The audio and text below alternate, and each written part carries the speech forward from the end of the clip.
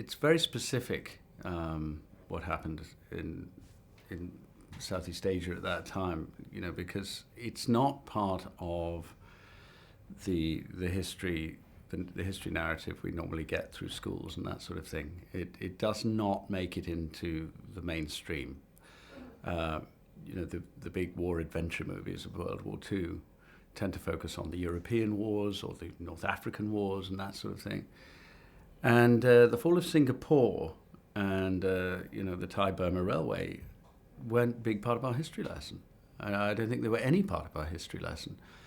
And apart from things like the Bridge on the River Kwai, which does turn it into it's a wonderful film in its way, but it turns it into a kind of an adventure story. It doesn't really tell this story. And so, I knew about it as something which had somehow had the lid kept on it.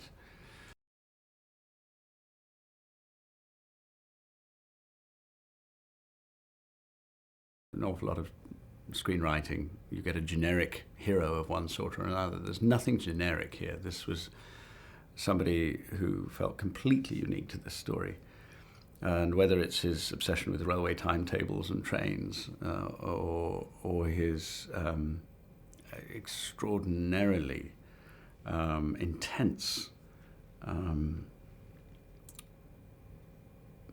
soldier's qualities, if you like, loyalty, and a commitment to a sense of honor and all of those sort of things, combined to make a very dynamic personality. And obviously that's very appealing as an actor. But also there's this very dark side, which was to do with the degree to which he'd suffered. And that was also something that was, just very, very powerful to read.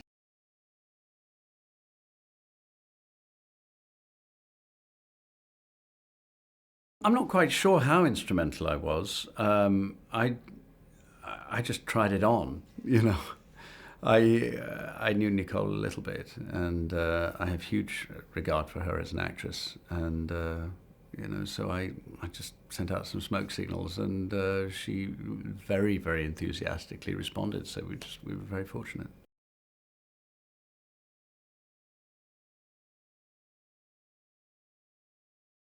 Obviously, it was very moving and fascinating. But what I think it was above all was delightful.